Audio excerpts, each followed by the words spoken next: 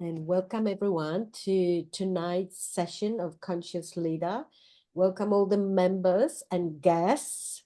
And I'm very excited about tonight because something that some of you probably needed. I definitely needed. I've been sick for the last few days. So what we're going to do, I hope it will kind of elevate my energy as well.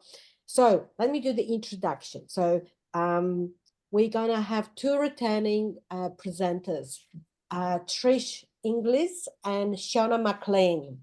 So Trish is the meditation teacher, and I believe she is specializing in transcendental meditation. Um, and she will explain more about this later. And the other person, Shona is, and I checked her Facebook. I know she's been pretty active. We all know her that she attended TCI, so most of you know her journey through that. So she is a coach at Good Vibration Soul Tribe. That's her tribe, where she's coaching, cleaning and stuff like that. She had a few presentations previously. She's also a business owner and inspiring healthy living around the world. And that's hence we were talking about detox. And we all been interested. We caught that idea because it uh, provided Shona with so many benefits already in the last couple of years. And tonight, Shona is also a meditation guide. So this is what we're going to do. We're going to have a guided presentation.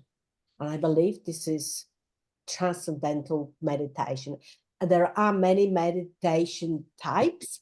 And for those of you, I know you practice many different meditations. So this one is a particular one.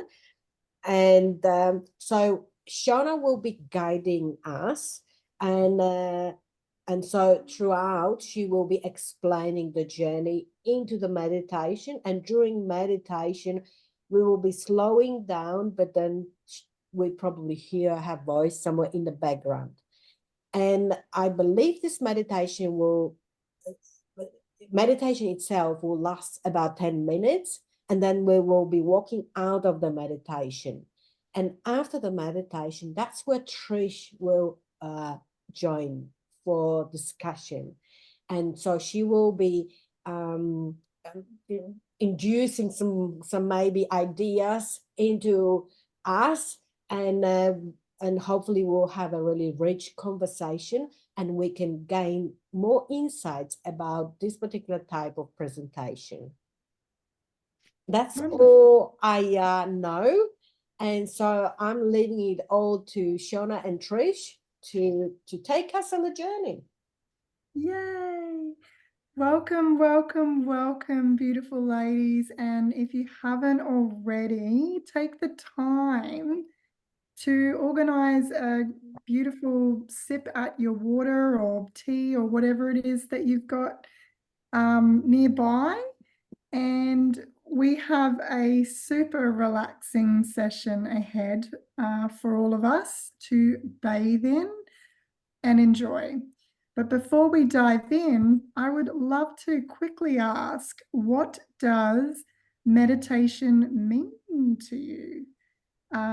It can mean and be many things to many people, and I'm really curious what it means for each and every one of you. Feel free to either pop it in the chat or just, yeah, come off, well, mute or pop your hand up and let us know. I might start it. Well, meditation for me, I did a different way. Meditating on music, I did on this empty space, I did with the teachers. And for me, it's to get to the stage where I'm completely off worries, like I am in beautiful space. But I feel frequency from maybe 2 or 3 months ago, I start feeling like something is buzzing in my head when I'm deep meditating. So that's I did a Reiki, so that helps, and I am doing twice a day Reiki for myself. So maybe that's the vibration, and more often now I can feel others when they're passing by or thinking even, and that's sometimes scary. I love that definition, Elizabeth. I love it. Did anyone else want to share a little bit about what meditation means to them? Yeah, Barbara? I said that I don't know much about meditation. I had a number of different sort of encounters when there was a meditation, global meditation, when there was music played and it allowed people to relax, and with the common thought to bring peace and well-being to everybody else. At work, it used to be, I have introduced meditation, and it used to be almost like a yoga exercise, or more or less lying on the mat and not thinking about anything. But some people say you go into the meditation to solve a problem, so you focus on a particular thing. So all in all, I'm not sure what meditation is. I love that definition. I love it because I don't think there's any wrong or right when it comes to what meditation is. We all have our own individual experience, and I'll let Trisha explain a little bit more about her definition as well, because we all have different experiences and how we connect to ourselves. I saw a quote today. I'll quickly share it now. Meditation is the ultimate mobile device. It allows us to connect with ourselves. And when I read that, I thought that's pretty cool. Like, it's an instrument for connection to our state of being. Mm. Would And anyone? yeah, let me add. Yeah. I had a relationship with meditation on and off. With I've been following for a year or two Joe Dispenza, and I've been sleeping with him, and Love Joe. yeah, and then a few others, and recently, but I just realized that I stopped it because I've been busy on doing my course, but I've been doing Silva method, and so I was training to do it faster and faster. It started Yeah. from so many seconds, and then trying to make it faster. And so what I can say at my meditation, it's funny because what Barbara said, 100 years ago, I always used to have this joke: what do you meditate about, right? So I always imagine that people sit and think about something. And I realize now that I've been doing these things, it actually takes me, disconnects me from my brain in a way, and it connects me with some kind of magical powers. Yeah. Like an energy there. And I'm kind of, if I'm really into that, I'm kind of there in the hands of universe. Yeah. Sounds similar to Elizabeth when she shared about the frequency and the vibration and just feeling like, I don't know, magic pumping through your body, that you're part of the space, the universe, and that electricity of nature that Trish shared earlier with Sudha. Yeah, it's all, I believe it's all intertwined, but again, it comes down to everyone's different beliefs, and we all, we all connect with it very differently, and there's, again, no wrong or right. Trisha will definitely talk more into that. I'd love to hear from you, Trish. Yeah, thanks, ladies. It's really, meditation. What truly is meditation? It's everything you all shared. There are so many different types of meditation. There are ancient techniques and there are modern techniques. Mindfulness is a modern technique. It's been around for about 30 years. People refer to meditation in this mindfulness way that they go surfing, or they're knitting, or they're doing gardening. This is my form of meditation. This is a mindfulness technique. It's not meditation per se, but I will explain that there are many different techniques around the globe. So we've got concentrative techniques that help to build one's ability to focus and be present. Vipassana is an example of this style of meditation, where the focus is placed on the breath. Okay.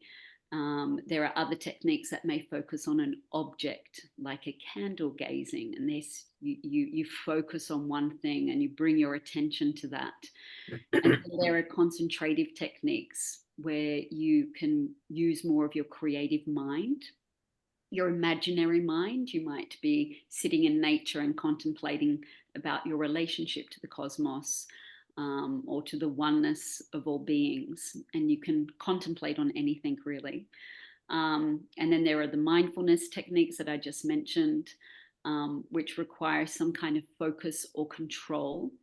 Guided meditations through visualization, breathing techniques, peaceful guided meditations, music, meditative walking in nature, with forest bathing, they call it now in Japan, forest bathing, with your eyes opened.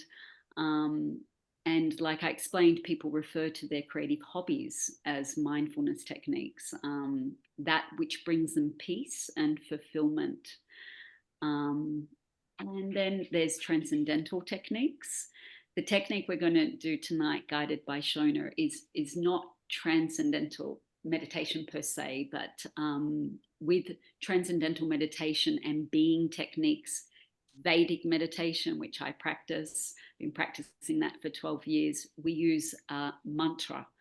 And the mantra is a sound vehicle, a mind vehicle. Man equals mind and tra equals vehicle.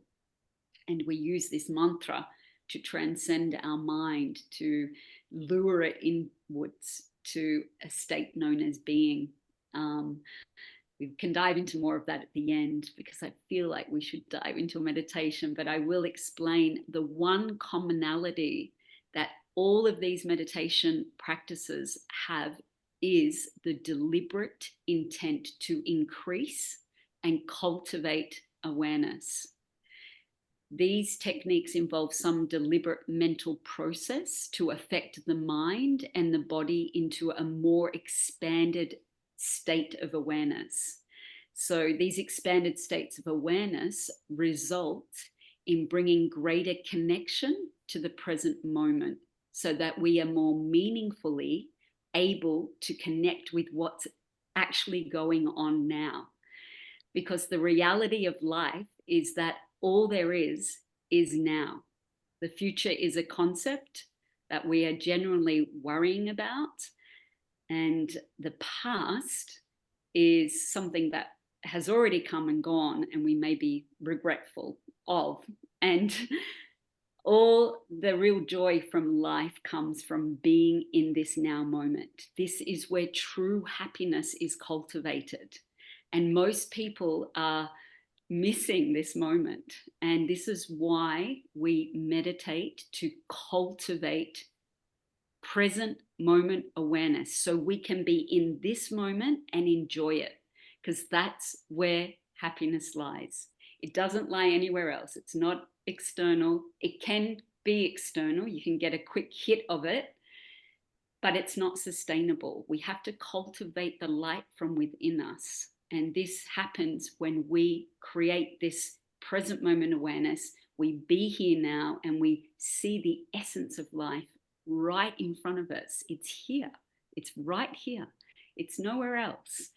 However, we live in a very, very stimulated world, too stimulated for our bodies to keep up with all the demands that are coming at us.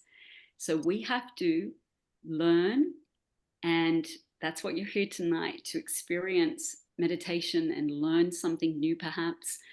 But we need to draw on these ancient practices and we need to retextualize them into our modern way of living so we can keep showing up and keep staying connected to our state of being, because this is who we truly are. This state universalizes our humanity.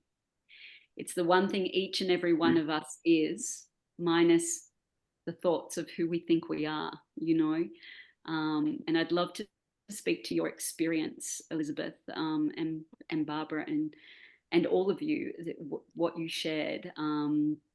There's reasons why you're feeling this, and there's nothing to be frightened of, Elizabeth. It is nature. We are nature. And this state is just purely what we've disconnected from over the years because we're living in a very overstimulated world. And what you're experiencing is the truth. And you will normalize this state the more and more. But fear is just an idea. It does not exist. You don't need to be fearful of anything that's around you or what you hear. You're simply hearing the sounds of nature. We call it shruti, the sounds of nature. Shruti, S-H-R-U-T-I.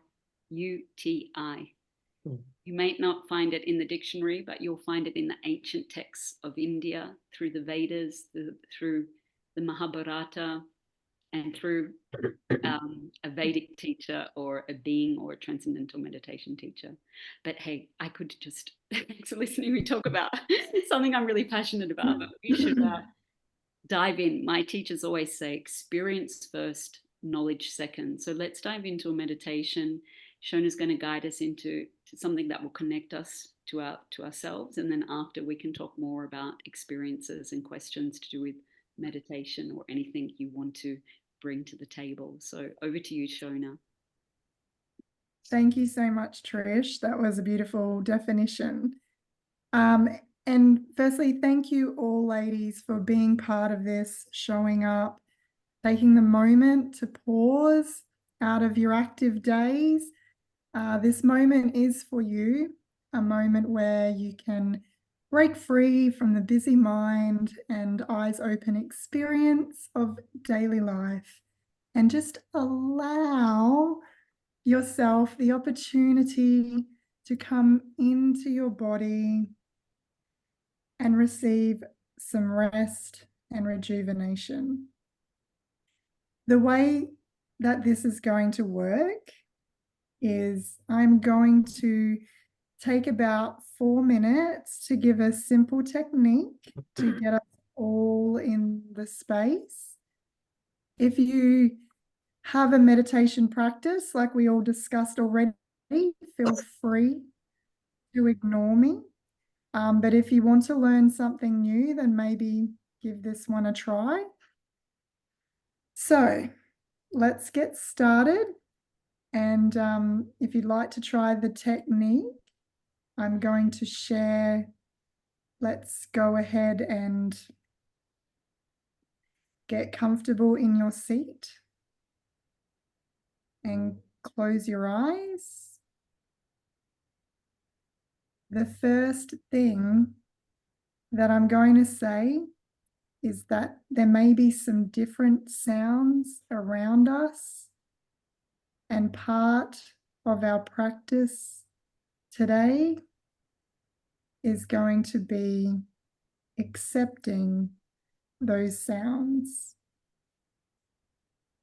The second thing is, if you feel uncomfortable, if you want to move a body part or itch something, go ahead and do just that. Now, to get us in that space, let's collectively, as a group, take a big breath in through the nose, into our bellies, into our chests, and hold, and then audibly let it out. And we'll take another big breath in through the nose, into our bellies, up into our chest. Really fill it up, hold, and audibly let it out. And we'll do one more breath in through the nose, into our bellies, up into the chest. Really fill it up and hold and let it out.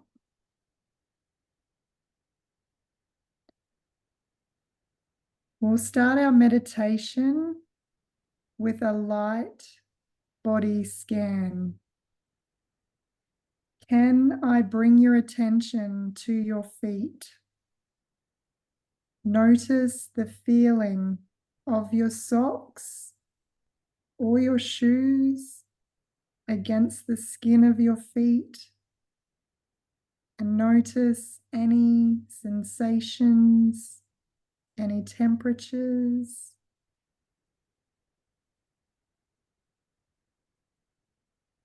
And move your attention up from your feet,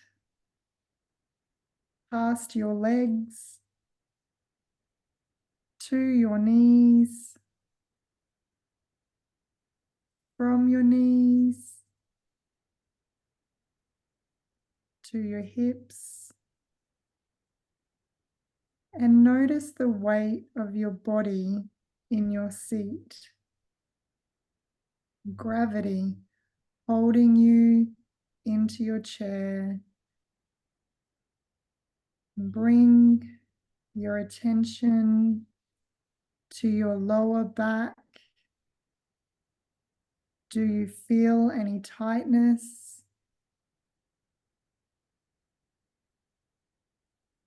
Bring your attention up to your back, to your shoulders, noticing where your neck meets your shoulders, and if it feels good to loosen your neck, go ahead and do that.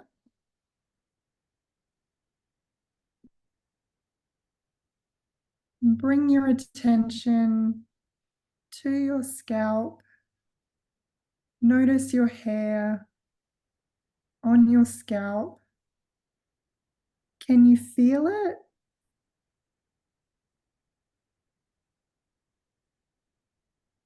Moving your attention to your mouth, moving your jaw around, loosening it up if that feels good to you.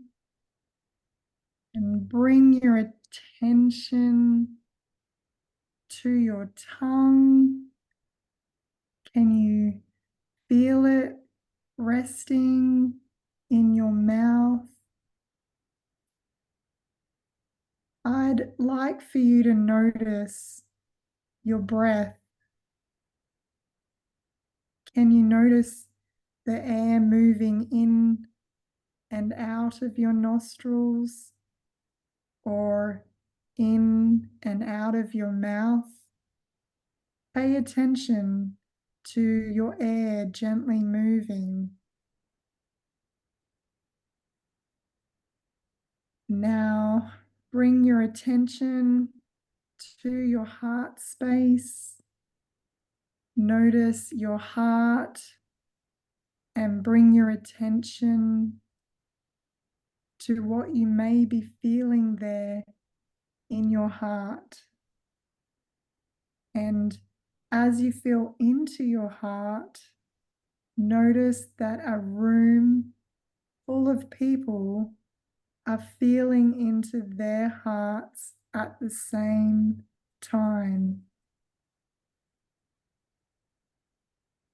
And now, as you're sitting, I'd like you to continue to notice the sensations in your heart while simultaneously paying attention to your breath, feeling them together.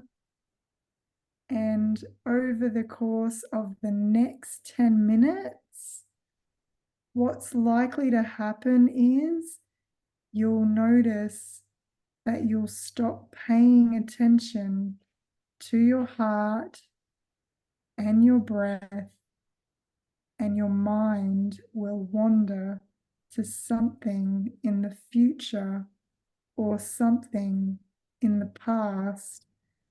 And I want you to understand that this is part of the process of meditation. It is not about not thinking. And when those thoughts come up, allow them to.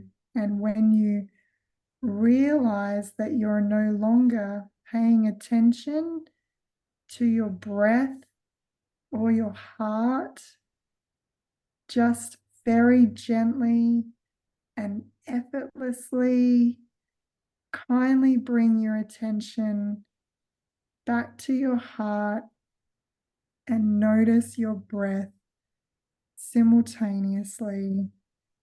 And this will be the process for the next 10 minutes.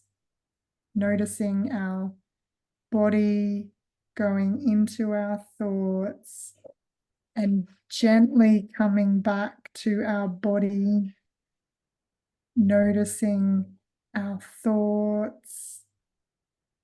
Let's enjoy these next 10 minutes and quiet, and I'll let you know when it's time to come out.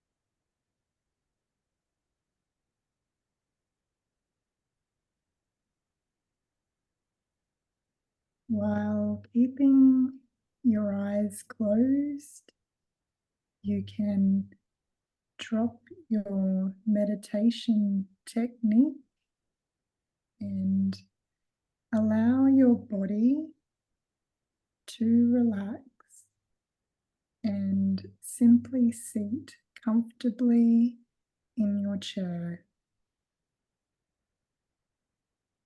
I'd like for you to take a moment just to acknowledge what we've shared in together. We came together and shared 10-15 minutes of quiet.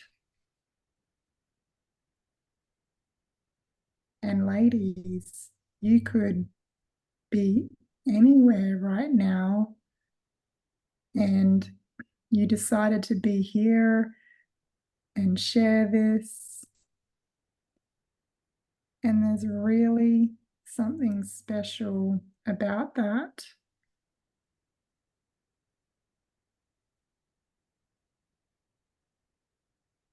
And Okay, so I invite you to move your fingers and toes and stretch yourself out a little. And whenever you are ready, slowly open your eyes and bring your awareness back into this space.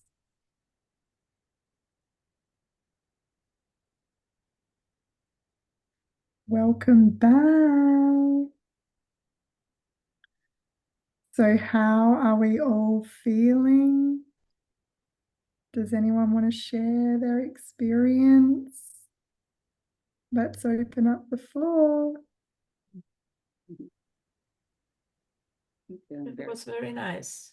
It was very nice. When you follow the instruction, it's much better. When somebody is talking sort of, so it's like the threads is pulling inside of me, actually. So that's what I feel. And then there was a moment when I feel my organs inside. So I was, because you said scan that, so I did that before sometimes with the meditation. So I scanned and I saw stuff which I thought so that what happened. I saw a little like artery, it's a bit not shape inside and on my stomach as well. And then suddenly I feel again something was pulling me out. Wow. I was completely out and I was like in a dark blue space with a lot of sparking things. And then so I was going, but that also I saw like somebody's hands was pulling me up. And that I was in that space. And then I didn't feel that, I didn't see those hands, but I feel, so somebody is there with me. So that was, yeah. And I completely disappear. That I wasn't myself. I was like a spark around. That's And amazing. then because I did a lot of meditation, different type. Yeah. And yeah, and then I heard sound. And was sound, I don't know, very high and was pulsing. I actually heard somewhere, I don't know where, I heard sometimes ago, but that sound and then disappear. And then a lighter blue came. And then again, it was pulling me to darker part. So I was there. And then suddenly, I think when you start talking, I was like somebody was pulling me inside and I was in shape, but really I was tired. I felt all of the body completely different. I'm sitting in different space with different energy inside. That was my experience. That's amazing, Elizabeth. Thank you very much for sharing that with us. Thank you. Tricia, would you like to speak into that? Yeah, I'm curious to know what kind of meditations you've practiced in the past, Elizabeth? I did on stones meditation on stones. I started some days ago. I went to Mahikari Center when I had been stressed very much when I came to Australia. I didn't speak English. And I was thinking I have to do something. Somebody gave me a book, this Mahikari in Belmore. So I went there. And those people, when I saw, so they volunteer people giving the putting hands on me. I don't know what kind was Reiki or not. I don't know. And I saw the triangle with the eye in the middle and like eyelashes. And I was thinking, that man who was giving me that healing, I felt that feeling. I was much better after that. But he was sick himself. So that's it started with that. And then I did join that in Randwick, one of the school, they advertised about the stone. So when I touched the stone, also is guided meditation, everybody choose the stone. So I did. And suddenly I was like going through the place like lake, through the lake to the cave. And then was somebody laying on a stretcher. It was like a wild, like, I don't know, maybe Mexico somewhere in a bush or whatever. And the people with the herbs healing. And they called me in and I put my hands on. And then suddenly something was pulling me through that out. So that was other experience. And then I did with Michael Rowland a meditation for 3 days. And we were meditating on our body, also guided. And then we go through the legs outside of the body and expand ourselves on the room. So that was really amazing. And I felt it like I was bigger than this room was. I was stuck everywhere around. Yeah. So that was, and then I went on the camp swimming.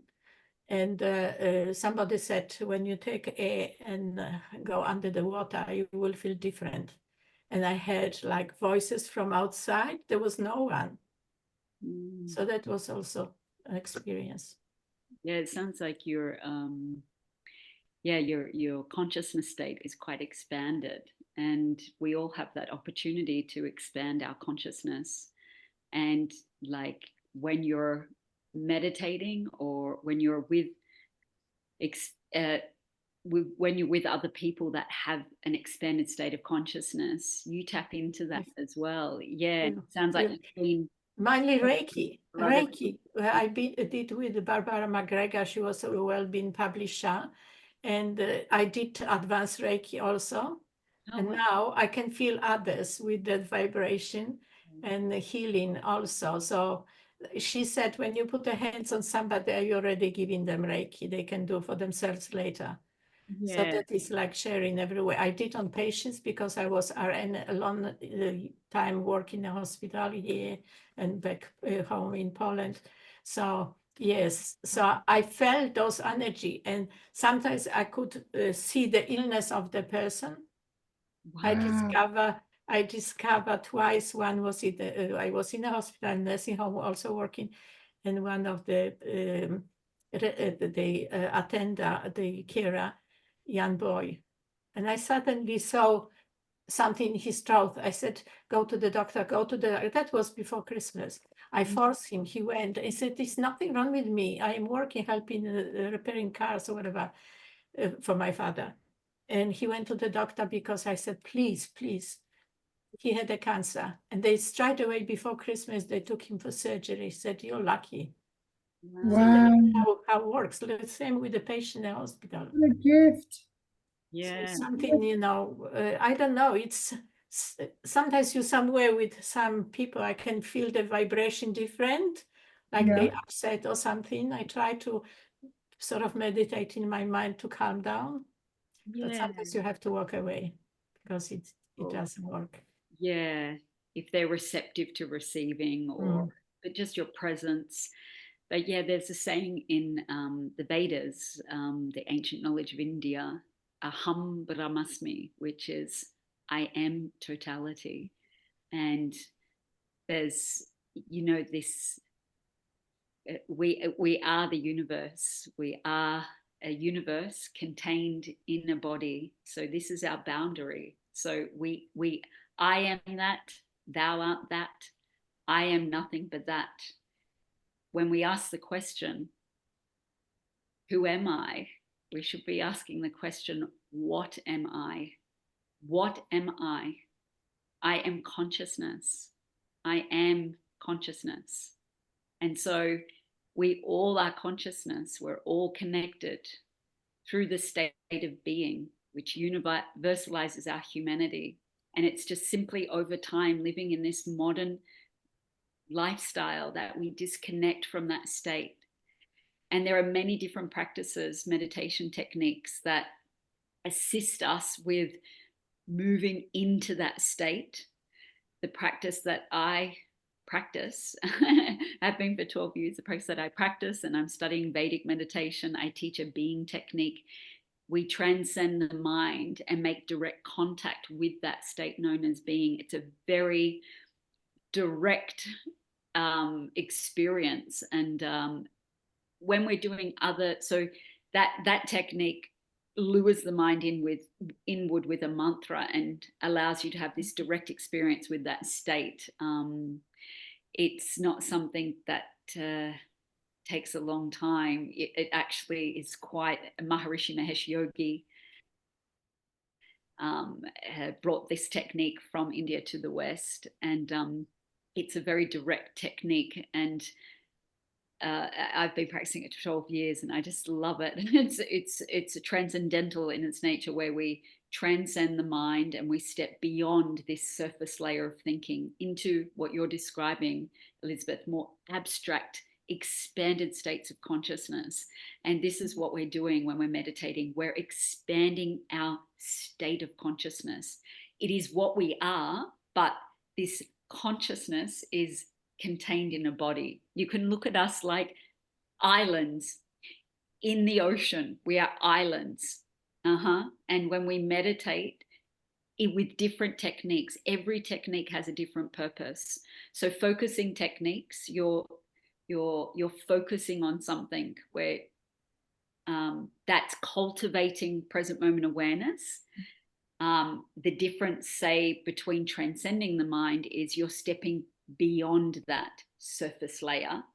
That's what we're doing when we transcend. We move beyond this layer and we step beyond it. So when you think of a little island in the ocean, and Elizabeth's experience is a very great example of that, where we step beyond the mind. We say we're the little island in the ocean and we're meditating. We can slip out of the body and into that vast ocean of consciousness.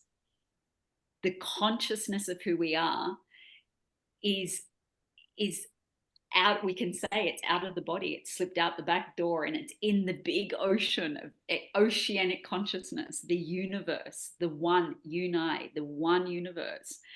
And then what we're doing there is we're not only just stepping beyond our mind, we're stepping beyond our sensory perception, we're stepping beyond our body. And this boundary, this body is a boundary. We're consciousness in a body. And the beauty of this life is that we get to express through our hands, through our expressions, through our voice. We are consciousness in a body. This body is a gift, been given to you for this lifetime as a gift. We get to express. There is so much beauty and joy in that. And a lot of people abuse the body. They take it for granted. But when you start cultivating awareness, consciousness, you become aware that, wow, this is a miraculous body that I get to breathe through. I get to express through. I get to talk and move and touch and feel. And when we end this life, we drop our body, but our consciousness state lives on. It merges back into the field of oneness. This is my belief. This is my training. This is my lineage. The Vedics, the Vedic worldview, the ancient texts of India. And coming back to the meditation. So when we come out of the meditation, it's like we come back into this container. We're always there. There's always a faint sense that we're there, but we can also be aham brahmasmi. We can also be totality. I know this might seem really abstract to some of you, but yeah, it's the truth. we are consciousness in a body, and we are gifted this body to express through. And we may have a lot of conditioning in the body or in the mind. And what meditation does, very different techniques have different purposes, but the one purpose, the one commonality is that we are cultivating present moment awareness, to be here now, to feel, to find the joy in this moment, and to connect with our bodies. So we had a little bit of a guided thing at the beginning that was bringing us out of our head and into our body. When we're able to feel our body and be in our body, because a lot of people are living in that fight and flight state, and they're not truly in their body. They're just living in a different state. And meditation cultivates present moment awareness. It helps you come into your body and be in your body and appreciate everything, appreciate life and appreciate yourself and connect with yourself, which is who you truly are, this state of being. We are all connected through this state. It's what universalizes us. Yeah, I know that might sound very abstract for some of you, but yeah, if you're curious and you want to learn more, you can reach out. I do teach courses on how to transcend the mind. It's very beneficial. But yeah, I'm not here just to talk about that, but I'm very passionate about it, because it's something that I've experienced for 12 years, and it's changed my life. Yeah. She's been to India recently. Well, you've been a few times, haven't you? Yeah, I've been a few times. I teach a being technique, which is a branch of transcending the mind. But I've been studying Vedic meditation, so Vedic philosophy, and where this ancient knowledge comes from, so we can share it, so we can keep sharing it with others that are interested. I'd love to hear your experience, Barbara. Did you want to share anything? Oh, yes, I think listening to you, all I hear, and I'll just reflect on what I hear, is enormous joy. But the question that stays there, so you transcend and you reach out in the universe. What is the purpose of that? And you say it is because you want to feel your body. And then you think about what is happening in our life, and you will say, how is it useful? Yeah. So Great so question. and so now I'll tell you how my so those are the questions. I do appreciate that there is a big power in meditation, right? That it brings quietness, that it brings self-awareness. And what Elizabeth was saying about feeling your body inside, I know that I can do it. When I was sick, I could actually tell everything that was happening in my body. The moment you are cured, you lose those powers because you don't need them. But what is happening in my mind, I think I'm lost, because what I did is I went into nothing, right? That's And out good. of that nothing came a thought here, a thought there, and a thought there. And every time it came, I shook it off and came back and started from the beginning. So I think that means that I have got a lot of things that I started and are unfinished, and they just pop in and pop there and make a chaos of my life, make it my decision process is difficult, which I know I do have, and for that reason, while I'm looking to get the power to sort of relax, and yes, I did come relaxed, but how do I then use that power in my everyday life? How is it creating space? How is it creating time? How is it creating energy? All of those are questions, but that only means that I'm right there all the time, right? I don't yet go into connecting to my body. Yeah, and that's a meditation is a practice and a process, and it's like anything in life. If you want to cultivate this present moment awareness, then it's a daily thing, just like brushing your teeth. It's like, we know how good brushing our teeth is for us. If we don't do it, we get gum disease. And 100 years ago, they didn't know that, and they weren't brushing their teeth daily, and they were wondering why everyone was dying. It's the same thing. What are we doing for our mind health? Like, we might look after our body, we might look after the outside, we might go to the gym, but what are we doing for the mind? And there's so much I could talk about, but I'll try and speak directly to what you shared. So when I can, there are so many, like I said, so many different types of meditation. I can truly speak to the one that I practice and I teach, but I'll speak in that sense, but it will apply to other techniques. But in general, Mine is not a technique. I just don't know how to meditate. yeah, it can be easily learned. But the benefits of every different technique have a different purpose. So when I'll speak generally, when we meditate, we are in, say, the experience you just had. So you said a thought came, and then you came back to the breath and the heart space, and then you said it dissipated, and then another one would come, and then you came back into that, connecting with that breath and the heart space, and then it would go away.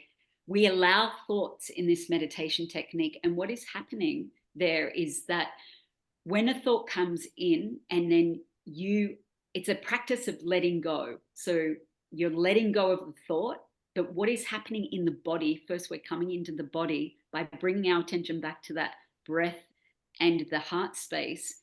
You're practicing letting go, first of all, of the thought, because it simply is stimulation in the body. And what's happening is you're coming back and you're purifying your nervous system, and you're cultivating present moment awareness. So what you're doing, it's like emptying the garbage when you're meditating in this way. Not in all meditations, but we're all creating quietness and relaxation because we're triggering the parasympathetic nervous system. When we take those 3 deep breaths, we're triggering the parasympathetic nervous system, which is the rest and digest. So that allows us to come out of the mind and sink into the body. So we sink into the body, we bring our attention into the body by focusing on the breath and the heart space. And when a thought comes, it's like pulling us out. But that thought is a stress release. It's simply energy in the body that is pulling us out of that focus. Oh, a thought. And what this is stimulation in the body. We're very stimulated. Our nervous system is very stimulated from all the demands coming at us all day. Emails, phone, traffic, noise, relationship needs, parenting needs, traffic, bills, everything's coming at us. And it's triggering our nervous system. It's building up in there. And if we don't have a daily practice to get that junk out, to purify our nervous system, then we are always going to be storing that stress in our body. Now, stress, the definition of stress is, we say there's no such thing as a stressful situation, only a stress reaction. And what that means is stress, our definition of what I've studied is that stress is a response to external stimuli. Everything that is coming at us is like, ooh, ooh, ooh. It's stimulation. We're living in an overstimulated world. If you think of people in tribal life, their stress was being chased by a tiger, and that is where the flight and flight response was cognized, because what happens, I find this fascinating, stress, but what happens is, so they're getting out there hunting for food, a tiger comes along or an animal, what happens in the body, and it still happens now because they cognized it, it's in our DNA, it's in us now, is that first of all, all the blood in our body goes from our vital organs into our arms and legs to run fast. Adrenaline, cortisol rushes through the body. We become sweaty. We want to lose the water from the body because it's weight. We want to be able to run faster. So we start sweating. Some people, when they're really stressed, they pee themselves because the body is like, get the water out. It's too heavy. We need to run. We produce an acid on our skin. So if the animal bit us, it would spit us out because we tasted weird. Our peripheral vision becomes very narrow. We're not looking like this, we're looking like this. This was all cognized in tribal life, and people are activating this fight and flight very innocently on a day-to-day basis, and they're living in this state and they've normalized it. When we meditate, we purify the nervous system, we come into a state of calm, we connect to our body, and we start resting at a level that rejuvenates the body. This is in the technique I practice. We transcend the mind. We're in a state of deep rest for 20 minutes, and then we come out. Whatever meditation, any form of meditation is good.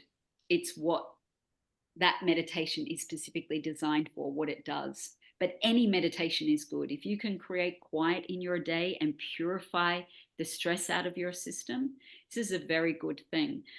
But a lot of people are living in that fight and flight defensive mode 24/7, and they normalize this state, and they think that this is normal to feel like this.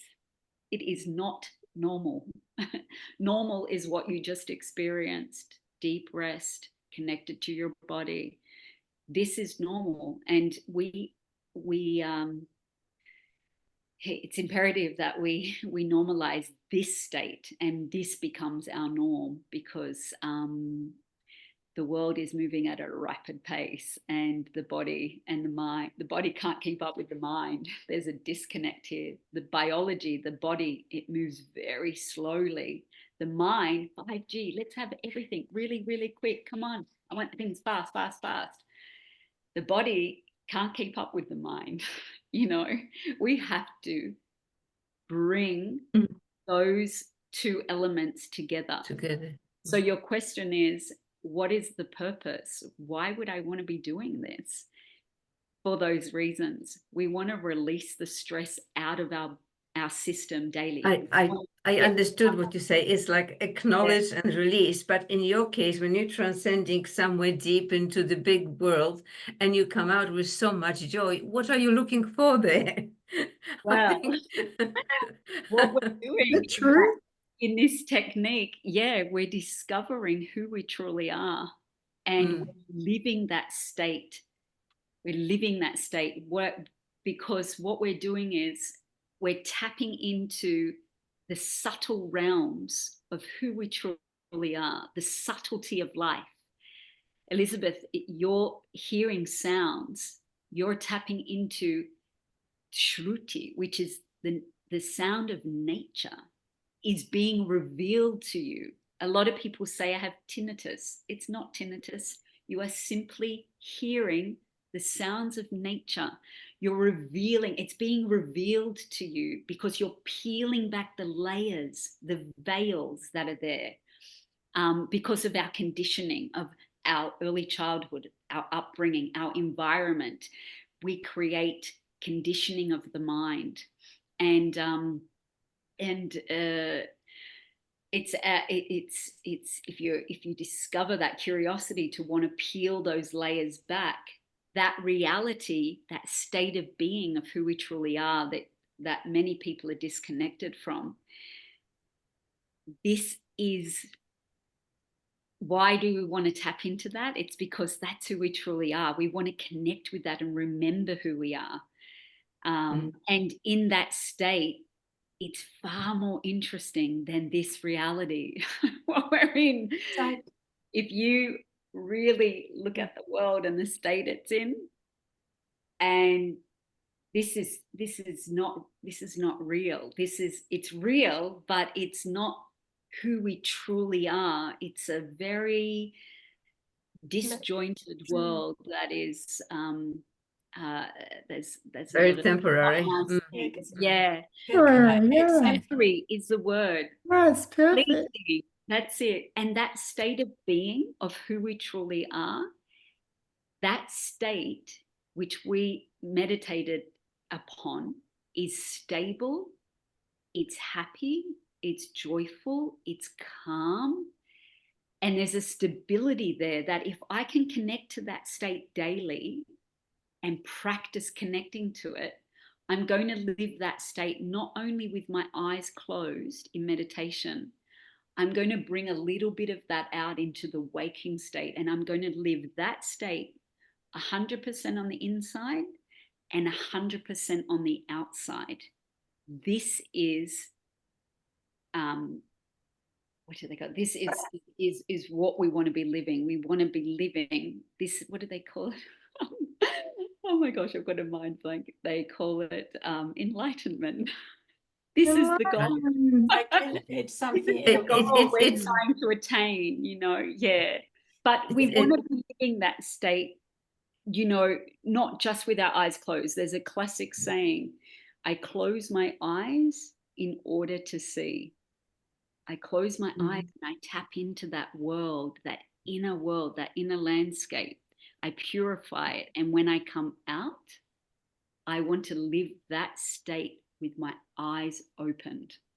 And transcendental meditation does that. It cultivates that inner ability to connect with that state and bring a little bit of that sap out in every meditation out into the waking state.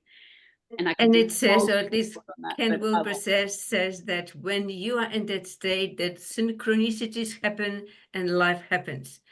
So how does it connect? Anyway, I'm taking over. So and Yolanda has it can open up a whole discourse on many of your questions, but that is the purpose of I can speak for myself why I meditate, is to connect to that state and live that state not only on the inside but the outside. And that state is far more real than the waking state we're in. Yeah, the more joy that you connect with in that state, your world just naturally starts changing because you're connecting to who you truly are. We are. And drawing on different resources, yes, you can do more. If Barbara, I can tell you what I experienced when I started, because as I said, at the beginning I was very stressed, no language, a lot of family problems, so on. Yeah. So when I went to meditate and I experienced that, nothing was matter so much like before. I used to look to each thing, why it happened to me, why I can't go over that. You just leaving that behind. And you have clear on a spot where you want to go, actually. So it's very helpful. So you are not stressed. You see people different than you did assess before. You think it's so they on you. They are not. You're producing in your mind. But since you are clear in your mind, you have really that good outlook. Wherever I am here, I can do this way, that way. I can do anything. So that's what I experienced after my meditation. So as I said, patients sometimes behave, so they drive mad everybody. And I spoke to them quietly, and, something changed to jokes, and they changed because they were relaxed. So when you decide to relax, you can do for others. So that's my input. Yeah, meditation can create clarity of the mind, purifies the nervous system, clarity. Then we are able to see different, get out there and do more. The thoughts will never go away. This is the design of the mind. It's a thinking machine. The quality of your thoughts will change, though. You won't have a flooding of thoughts like throughout the day, because a lot of Mhm. people come to meditation because they have an incessant thinking, and I had that. That's what brought me to meditation. I was experiencing trauma in my life, and I had this incessant mind full of what ifs, and oh my gosh, there was a lot going on, and I discovered Vedic meditation, and I have never looked back. It was quite quite quickly. You don't have to be meditating for very long. It's a very direct technique, but you start clearing the mind. You purify the system, and then you can make better decisions. Which I felt after like a few weeks, I was like, I could start making better decisions. I had more clarity. It wasn't so filled. And they say we think 60 to 80,000 thoughts a day. We're always going to think thoughts because it's an impression. It's all this stimulated world we live in, but the quality of your thoughts will be different. The quality of them will change. Yeah, and you'll be able to make better decisions, have more clarity, better focus, better results, better decision making. Yeah, there's so many benefits, and they naturally just start happening. Why? Because you're expanding your consciousness state. You're expanding your ability to take in more information. You're expanding and you're letting go. And yeah, it's a Thank big you. practice. Yeah, I hope that's answered some of your questions. Oh, heaps. Thank you very much. Yolanda, you haven't spoken yet. Great What question. about Sudha? Are you still there, Sudha? How did you go? Where is she? She may be with us. Maybe she's got problem with her mobile. Okay, so let's what happened with me? Actually, I felt very light and very pleasant throughout. So I followed the instruction and I I I let it go. I said, okay, I'll just go with this and Yeah. see where it takes me, because I had a few heavy days. So it was a very light experience. And then I started to have vision. It was funny because I said, okay, I have it was like a movie without the sound. And so I had a very, very strong, colorful visions. And I was thinking, well, why there is no sound? And I said, okay, well, what does that mean? So I was taken by it. And so what I've seen very bright day, and it was a lot of seaside, a lot of open blue sky and blue water, and there were these modern buildings. And I think, oh, this is interesting. Where am I going with this? Where is it taking me? So I thought, oh, this is interesting. So I just follow those visions, and then I started to kind of thinking, well, what is this telling me? Oh, okay. Is that telling me these are big modern buildings? Am I going to be on a stage there?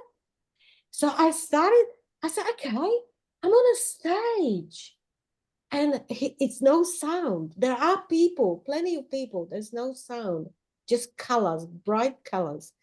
And then I see, like, because my images has a lot of my images have black background, and this particular one had a different colors. It had a blue and a little pink, like a strong pink in it. And I thought, this is different. But why is this different? Okay. Because I have people, I don't have to do it myself. There are people who are doing this. I'm really enjoying this. Oh, so I'm only here because I'm on a stage, but everything is done. It felt so good. And then I recalled, I was in this class, and they were talking about the stories, how there are different ways. And then I recall someone said signature story. Okay, my signature story. So here I am. I'm going through the signature story, and so I had time. I had a good time because I then thought, okay, what is the significance of that? Sounds And, very adventurous. and then and I thought, oh, gee, my future that I'm thinking, it's closer that I'm thinking. Mm. It's very close. It's like I can't hear it, but I can see it vividly. And so I was quite excited.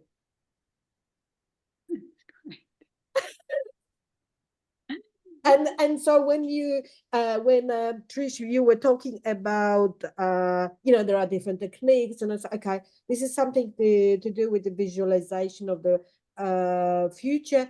And then you were also saying that we connecting with this, and so we release our boundaries in a way, and obstacles, and we connect with who we truly are. Wow. And so I thought, okay, true, when you were explaining to others, okay, so it means that this is who I truly am, and why am I putting barriers to that? Well, we do say in meditation, like, well, from what I teach, just never go into a meditation expecting something. Never, never, uh, just go into it with an open mind, but never place any expectations or preferences of how you want it to be. Just like you said, surrender, just go with the process, because every meditation is going to be different from the last because of the amount of stimulation we might have in our body. So seeing a lot of color is a common response when general and we truly will never know what it means for every individual, but as a general consensus, seeing a lot of color is a stress release. You're releasing tension from your body. So if you're seeing lots of color, it's the reports are that you're releasing stimulation. We're calling that stress in this instance from the body, which doesn't surprise me if you've said you've had a few sort of unsettling days or busy days.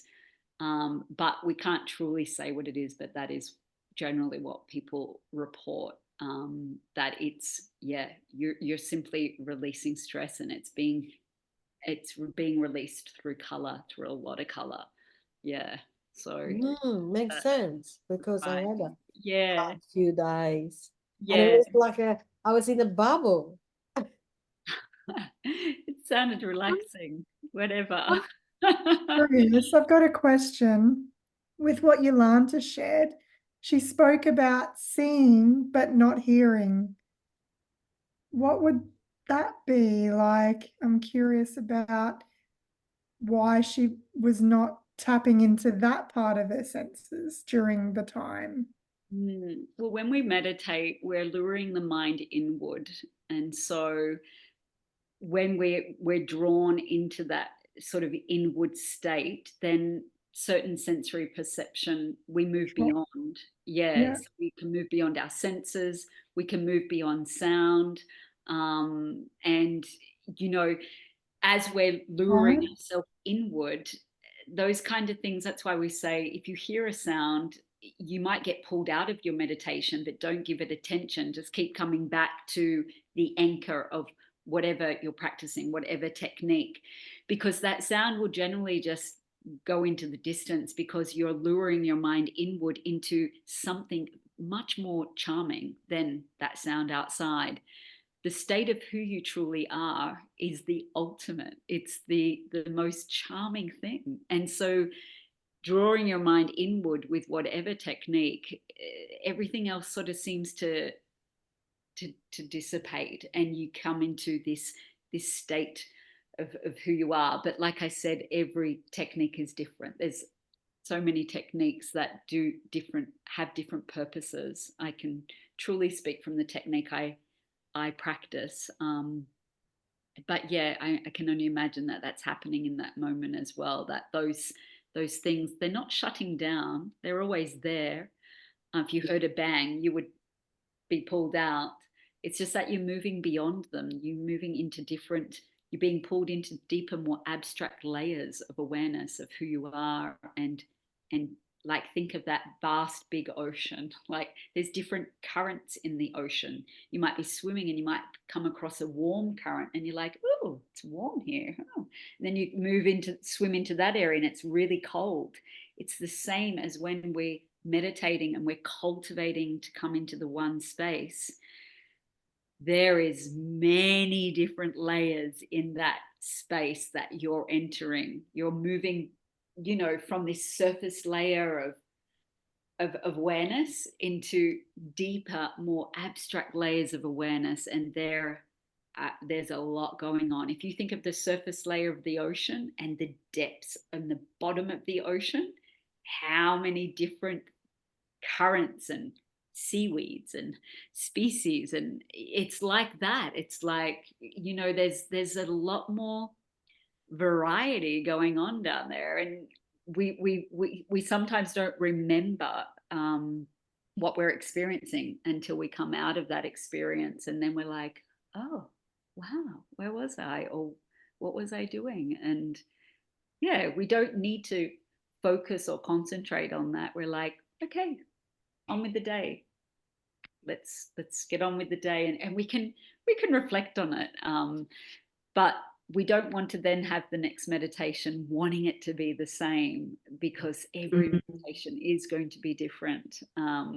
If you go in wanting it to be the same, you're controlling the situation, you're controlling the meditation, and you won't surrender. You'll just be caught up in like you are on the surface layer of reality, caught up with, I want that t-shirt, or you're controlling your environment. I want this to be quiet. I want this to be perfect. When we fall into our meditation, we surrender and we let go of our expectations and preferences, and we just allow the natural process of what is meant to occur take place. And then when we come out, we might reflect and, wow, that was interesting. And we just normalize the state and get on with our day. Yeah. So if I were, oh, sorry. Go on. Sorry, that's your turn. And I was just saying that we are discovering the different parts of us each time we go into the meditation. Yeah, we're tapping into deeper layers of ourselves. We're tapping into the subtlety of who we are. Yeah, minus the ego and the ego structure. The ego will always be there. We don't poo-poo the ego, but it's how we've been conditioned to use the ego. You know, the ego is a part of us, and it has its purpose. But yeah, we're tapping into all those different layers of who we are at a deeper level, not on a surface. What would you call it? It's not an authentic. Sometimes it's not an authentic layer because we have all the masks and all the conditioning. But once we move beyond that, we can have an experience of ourselves at a much deeper layer, depending on what technique you're using. Yeah. Thank you very much, Trish. Enjoyed that. Yeah. Is Sudha still with us? Sudha. What did you want to ask? So, and it's overtime, so yeah, I think she goes to bed earlier, I believe, so maybe she jumped, but she forgot about the phone. She might have fell off to sleep. Who knows? So I believe, like for all of us, I believe Trish is here, and if any one of you wanted to connect more and explore more, connect through Shona, and Shona can lead you to Trish. Did you have a quick question, Barbara?